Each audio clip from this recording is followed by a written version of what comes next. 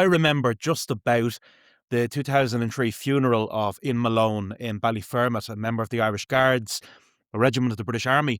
Malone died in the war in Iraq, and his funeral represented the first time since the birth of the state that a uniformed British military presence had taken part in a funeral here.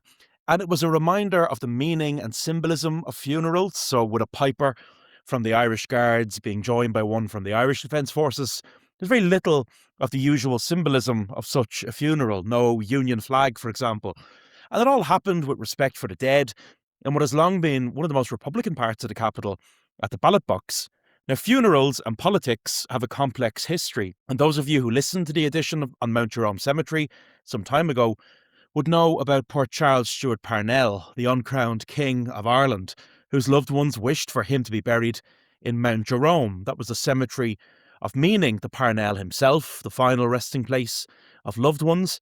But in the tussle that followed his passing, and the invented final words to go with it, Parnell's political allies won the day over his family, and his body made for Glasnevin.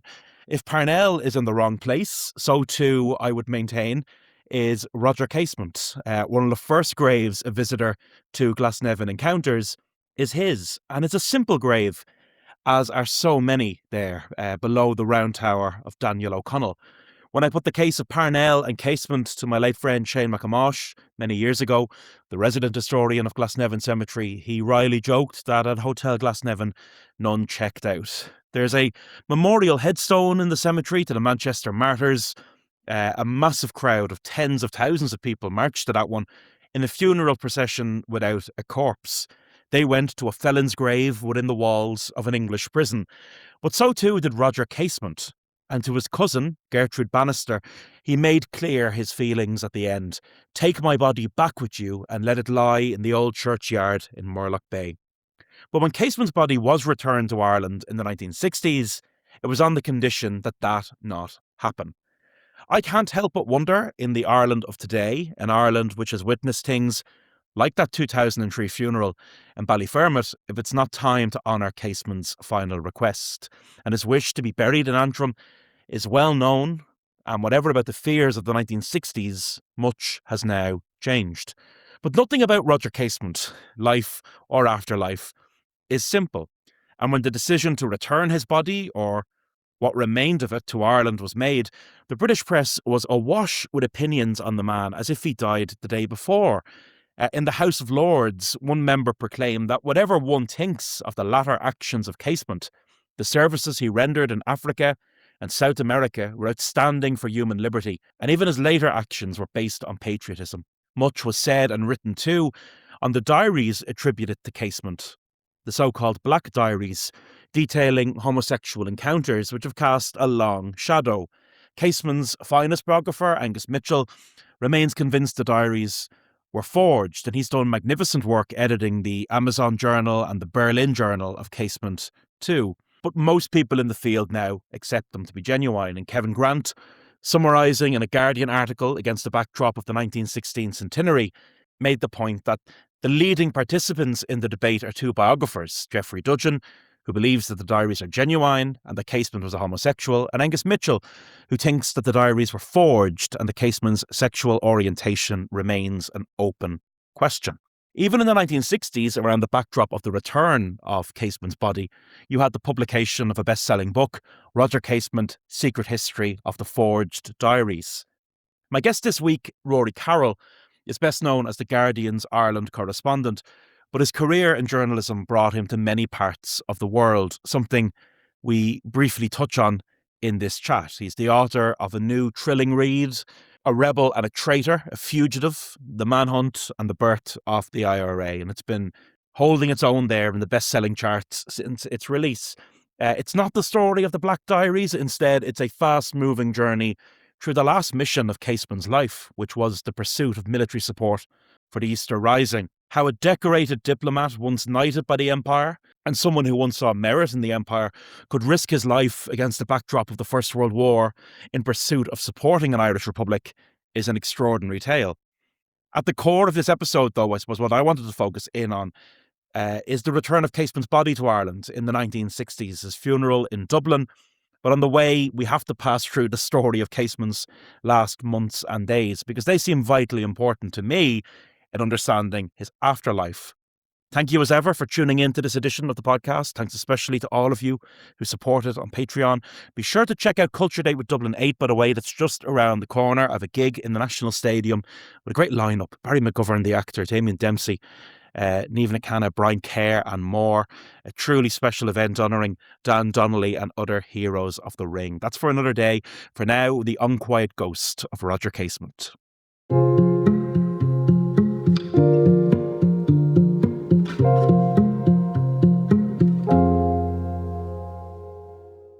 Though Roger Casement wished to be buried in Antrim, he was born at Sandycove, where a memorial plaque on what is now known as Doyle's Cottages commemorates his former home, not far from the Martello Tower, which opens Ulysses.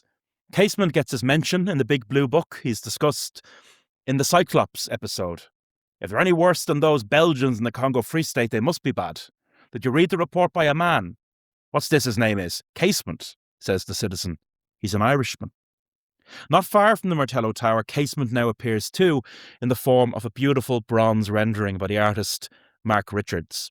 And as the local authority noted at the time of its unveiling, that statue has two symbolic meanings. Yes, he was born nearby, but his last sight of Ireland had been from the boat departing its harbour, not far from his place of birth. Casement means much, and in a review of an earlier book, Rory Carroll described him as an unquiet ghost, something that stuck with me. He was such a paradoxical, complex figure that his legacy and who he was, and in a sense what he meant, remains a puzzle, really, because he's gone through so many iterations in Irish history, and so to this day he is on unquiet, kind of unsettled character. I mean, the latest iteration is, of course, now, for example, the statue erected in Dunleary. And, the LGBTQ sense that he could be a symbol, if not possibly even a hero of that. And yet that is also that's problematic as well. But then also the issue of his remains. I mean, the fact that, he wanted to be buried in Antrim and he's not. And you would think, gosh, after 110 years, could they not arrange for him to go there? What's the problem? And it's being Casement and this being Ireland and Northern Ireland, well, there is a problem. Admiration for Casement is found in many places today, reflecting his own life, his humanitarian work, and his time with the British Consular Service. And as Michael Laffin notes in the Dictionary of Irish Biography, the turning point in his career came in 1903 when he was ordered to investigate reports of atrocities carried out by King Leopold's agents. He rented a steamboat and travelled to remote areas of the Upper Congo, remarking that he was ceasing to be a consul. He had become a criminal investigator. In the world today, Casement's name is still recalled. And in conversation in 2016, his biographer, Angus Mitchell, noted that I was living in Brazil. I attended the Earth Summit in Rio de Janeiro in 1992, where I got interested in the fate of the Amazon rainforest and began to read the environmental history of the region and came across a whole series of references to Casement. For Rory Carroll, his own working life brought Casement time and time again into focus in distant lands. Yeah, and I don't want to over-egg that because it wasn't... so I was, for listeners who are not familiar with my background, I was a foreign correspondent and I was in Africa for several years, and Congo, the Democratic Republic of Congo, is part of my beat. And there, unprompted by me, I remember I was speaking to some people in NGOs, and it was in the East Congo. It wasn't even a part where Casement had been, but they referenced his Congo report from 1904. And I mean, I thought at the time, oh, that's interesting that, it's an Irishman. And of course, I knew of Casement a bit, but not that much. But I thought it was interesting that they would, unprompted, but, they would mention this and like a century later, it was still mentioned. And then again, same thing happens because years later, then I was the Latin America correspondent for The Guardian, and I was in Iquitos in the Amazon part of Peru. And there again, in this case, it was a missionary priest referenced Casement's Peruvian or Putumayo report. And again, it's like, wow, okay. And then later, years after that, I was based in Los Angeles for The Guardian. But I was up in San Francisco for a weekend covering a Pride rally. For a particular reason, there was because the laws were changing, and there was an LGBTQ Pride rally in San Francisco. And there, amid all of the rainbow banners, floating along in this kind of summer breeze, was this poster or banner of Casement's face. And it's not that I felt that he was kind of pursuing me, but it was just interesting that he kept cropping up. And then I end up back in my native Dublin in 2018, and still not like pondering Casement or feeling that I'm somehow destined to write about him. But it just then, while I was here, they erected a statue to him. And then, somewhat belatedly, I thought, okay, I'm going to, read him. I'm curious now, so reading a biography, some biographies about him, and then discovering a part of the story that was to me unfamiliar, which was the fact that he had been hunted by British security services for the last 18 months of his life. And that started me then on this trajectory of doing the book. Casement, knighted in 1911 because of that extraordinary work, was a Dubliner by birth, yes, but very much considered an Ulsterman by his contemporaries. He'd spent formative years in Antrim, was one of the most prominent voices to emerge in opposition to Carsonism in an Ulster context, and his name appears on the poster for a famous meeting, quote, against a lawless policy of Carsonism. Protestants disgusted by the rise of Carsonism. Henry Nevinson, journalist and campaigner, wrote a personal recollection of Casement in 1916, not long after his execution, and he told his readers, for a time he was very hopeful about Home Rule. Even at Sir Edward Carson's signing of the Covenant, when I was with him in Belfast, he remained hopeful, for he believed that what he called Carson Circus would dissolve in laughter. But when he saw the Ulster Volunteers openly organised, drilling, and armed to oppose the government, when gun running was successfully practiced by the Ulster Loyalist rebels and nothing said, when British officers and regiments openly threatened mutiny if ordered to Ulster, his last hopes of securing his country's freedom by constitutional means appear to have been extinguished.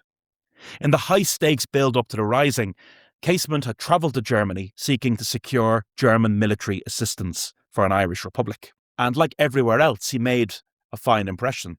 One of his interpreters later recalled his charisma and character. Well, the first impression I had that this gentleman. And I never met in my life a finer man than he is. He was so suave, so considering. Well, I can't explain. He was a wonderful man. You liked him? Oh, yes. But this aspect of the planning of the Rising was fraught with tension, and Casement, not the first or last Republican to seek military assistance abroad, would grow completely demoralised. The substantial military support required for an uprising to succeed was clearly not forthcoming, and he was in a great sense of panic when he arrived via submarine off the Irish coast before the German arms. I compared him to Bulmer Hobson, a man who had greatly revitalised the Fenian movement and was once described by the British as the most dangerous man in Ireland, but who was hostile to the idea of the Rising, so much so he was essentially kidnapped and kept in a house in Cabra Park until the Rising was underway and he couldn't stop it. But similarly, Casement had a very strong sense that the rebellion could not succeed. Nonetheless, he very quickly recognised the heroism of what did play out. That's right. And in fact, Bulmer Hobson, I mean, he is such an intriguing character. I mean, there's so many in the story, and I somewhat reluctantly had to kind of pare him back in the writing because it just had to kind of keep the focus on, in this case, on Casement. And I mean, one reason about what Casement's so intriguing is, yes, he came back with the idea of stopping the Rising. I mean, he was very explicit about that, and on the eve of it, and the Germans suspected that, which is why they weren't that thrilled about actually him coming back, or at least arriving before the weapons. Also, the Rising plotters did not want Casement here. John Devoy in New York, the Old Fenian, did not want Casement here because they suspected not necessarily that he would necessarily oppose it, but certainly that he'd be a nuisance or might complicate things. And of course, what happened though, then fast forwarding through his capture, as brought to London, big state trial. And then, once he's captured though, and the Rising happens, Casement then changes position because, okay, the Rising has been crushed and the leaders have been executed. And now he is on trial. He's in a sense the last one. But by then, I think he feels he has to embrace the Rising. because, and to try to, it's already being, kind of restoring the flame of Irish nationalism. And so I think he felt he had no choice but to claim ownership of it for himself, because the alternative was to acknowledge that he had tried to call it off, and that it just also I think partly for his own ego, his own vanity, which he was not an vain man. I think he felt that he wanted to kind of be part of this history making event. I mean, a lot of this these nuances and paradoxes have since been kind of sanded over and smoothed down over the decades, and so that's why I was very keen in the book to go back and revisit some of these kind of knotty contradictions that are here at the core of our history. There are several narratives in the 1916 story that were significant in the British press. Markovitch is front page news, presented as an aristo who had led young men to their deaths, someone who had been presented as a debutante to Queen Victoria. Connolly's execution did cause at least a ripple of protest within the British Labour Party and the trade union movement.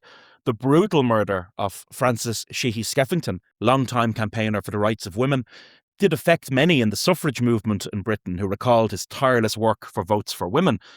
But really nothing could compare to the media storm around the captured Roger Casement. I mean, just to set the scene, I mean, his capture and then he's brought to London was a sensation in Britain and Ireland too, but especially in Britain, because they had, people familiar with the name from before the war. I mean, he had been knighted for services. He was considered this embodiment of nobility. Then he pops up in Germany at the start of the war, and he becomes, this is demonized as this traitor, and then he's caught. So, for the British public and newspapers were, in a sense, clamoring for vengeance. I mean, this is in the midst of the greatest war in human history, slaughter on the Western Front. And so in that climate, it's understandable that, the English public, were not sympathetic to Casement. But what is remarkable is that, and it says a lot about Casement himself, his own record as a humanitarian, that, that even after having been captured and having, in a sense, openly thrown in his lot with England's enemy, that he still had people in English society who defended him and said, okay, we will not defend what he did with Germany, but such was his nobility and his contribution to before the war, let's not kill him, let's not execute him. And so the fact that then you had people, and it's very brave of them, people like Arthur Conan Doyle, the author of the Sherlock Holmes stories. You had the Cadbury family, the kind of philanthropists of the chocolate making. I mean, they were contributed to his defense fund. And you had women, these female friends of Casement, who remained incredibly loyal and were the engine of the clemency campaign. His cousin, Gertrude Bannister, who was worked in a private girls' school in London, and she ended up getting fired by the school because she dared to defend, and campaign for Casement. And also we had Alice Stopford Green, and a historian who again remained very loyal to Casement, even though she had been very aggravated by the fact that he went to Germany. She couldn't believe that. She thought it was such a blunder, and yet she too, like Gertrude, wanted to save him, and they were very effective. I mean, they got George Bernard Shaw to come out to try to lobby for him. The Guardian and some newspaper editors, like my own, to its great credit, I think the Guardian, for whom I work, were one of the very few British newspapers to come out and campaign for clemency.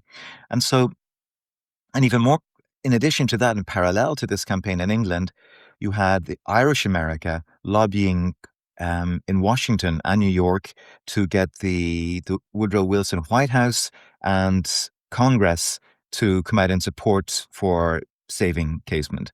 And so this really was creating a momentum which could well have saved Casement's life. But not even the revulsion towards the policy of executions in Dublin could change the idea of Casement being executed in the minds of the authorities. And his death was quite unique by comparison to the others in Dublin. They went before a firing squad in Kilmainham jail. Casement stripped of a knighthood and hanged.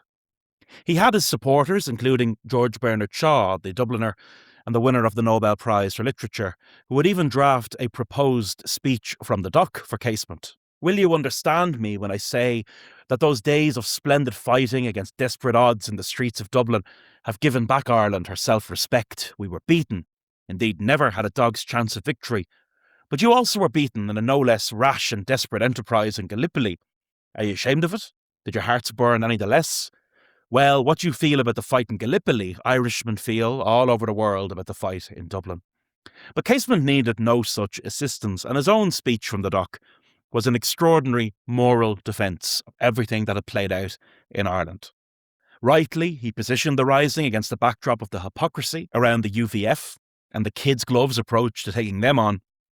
In Ireland alone, he said, in the 20th century, is loyalty held to be a crime. If loyalty be something less than love and more than law, then we've had enough of such loyalty for Ireland or Irishmen. Self-government is our right, a thing born in us at birth, a thing no more to be doled out to us or withheld from us by another person than the right to life itself.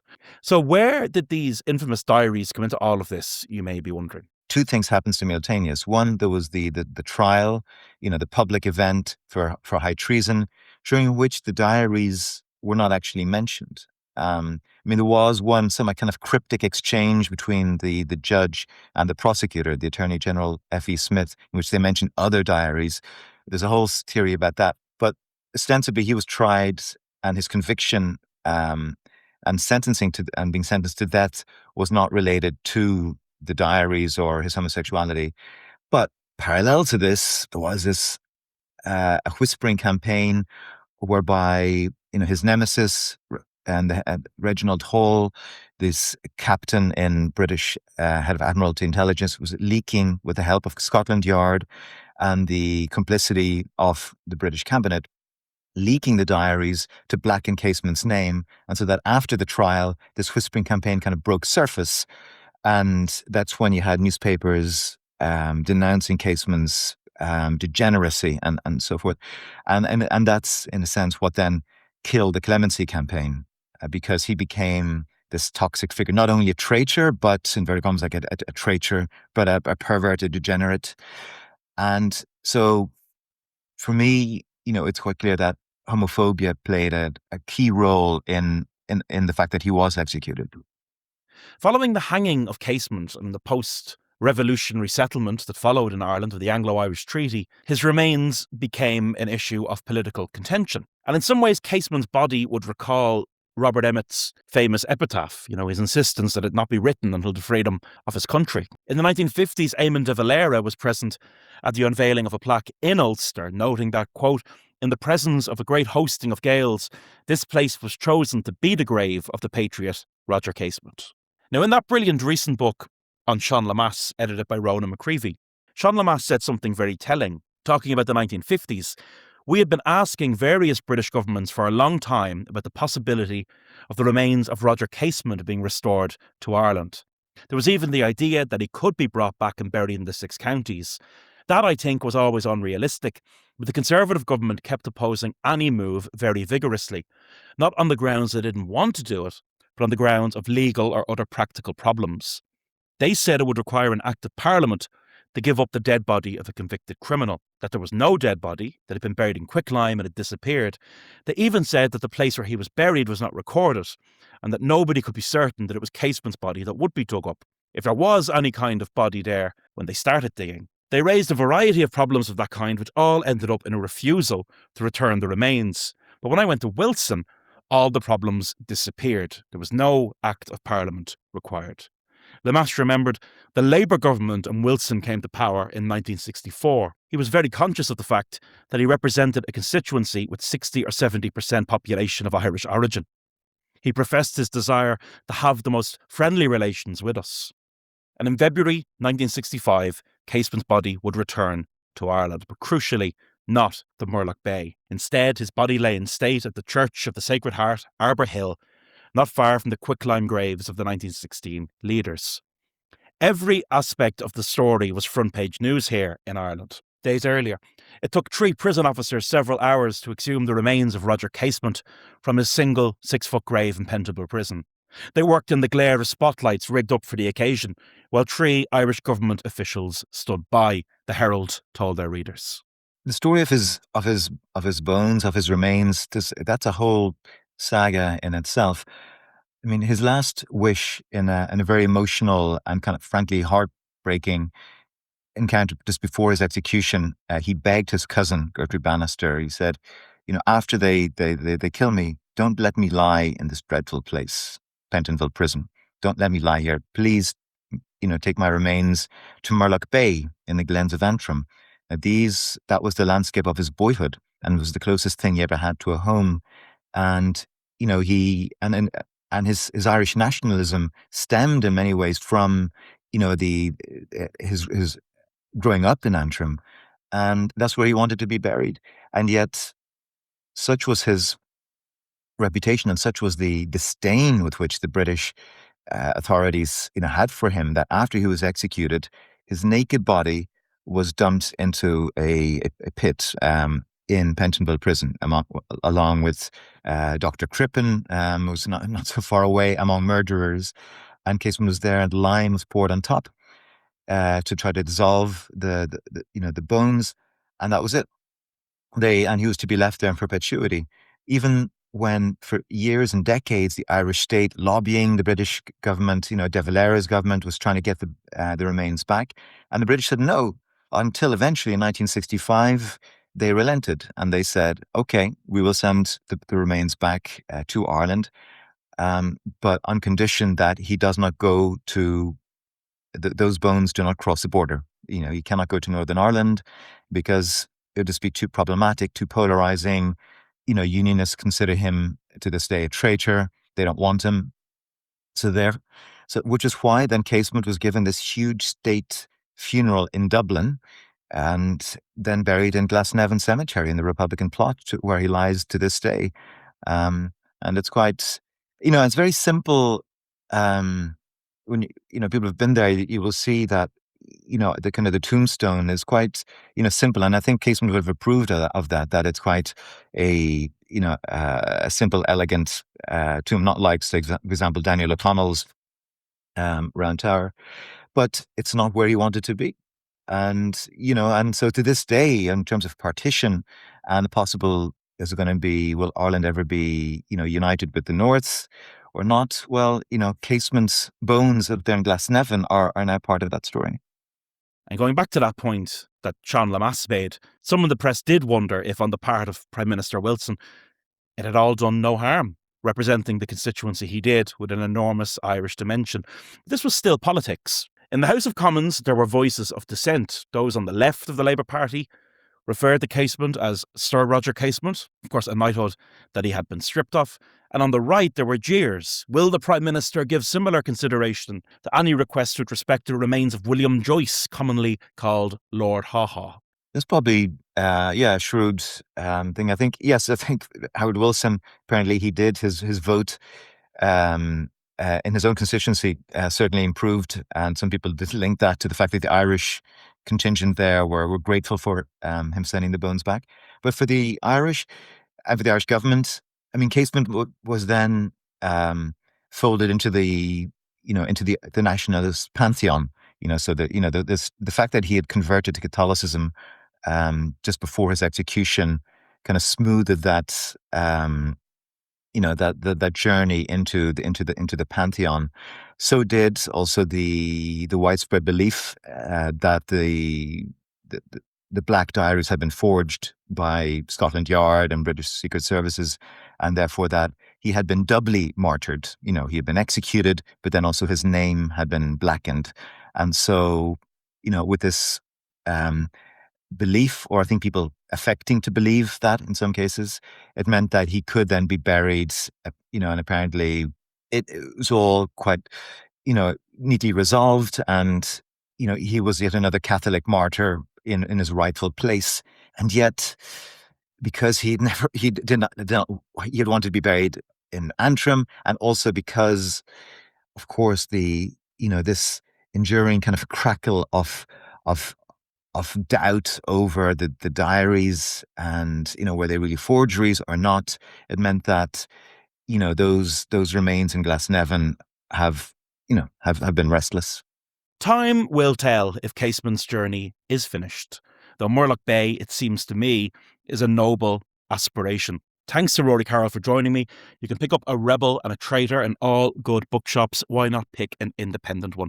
Thanks as ever for tuning in to the Three Castles Burning podcast. I'll be back soon. Like all of you, have been digging into the 1926 census and some interesting finds in Dublin, so perhaps we'll get into that on the next one.